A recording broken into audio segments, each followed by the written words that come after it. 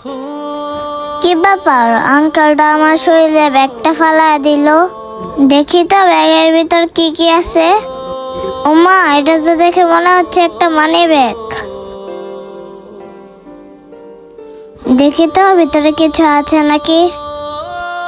আরে, এটার ভিতরে তো অনেক টাকা। আমার তো অনেক টাকার দরকার। যাই হোক, টাকাগুলো পাইয়া আমার অনেক ভালোই হয়েছে, কিন্তু টাকা তো আমার নেওয়া যাবে না। আমি তো টুকাই, আমি তো ওষুধ না। আমার বাবা মা তো আমাকে চুরি শিখায় নাই। আমি যদি চুরি করতাম তাহলে তো রাস্তাঘাটে আমি বোতল টুকাইতাম না। এই মানি ব্যাগটা স্যারের কাছে দিয়ে আসতে হবে। যাই আমি স্যারের কাছে, স্যার স্যার, ও স্যার দাঁড়ান দাঁড়ান, ও স্যার স্যার।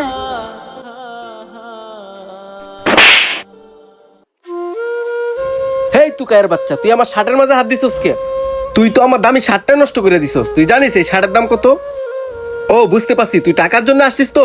তুই দাঁড়া, আমি তোরে টাকা দিচ্ছি।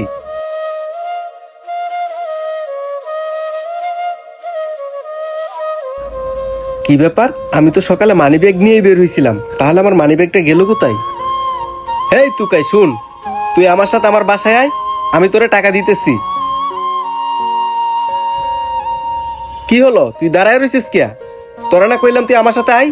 আরে তুই বই পাইতেছিস কিয়া? আমি তোরা মারবো না, আমি তোরা টাকা দিব, তুই আয় আমার সাথে। স্যার কিরে, যাইবি না? স্যার, আমি আপনার কাছ থেকে টাকা নিতে আসি নাই, আমি আপনাকে টাকা দিতে আসছি। কি বলিস পিচ্ছি? তোর মতো তুকাই আমাকে টাকা দিবি?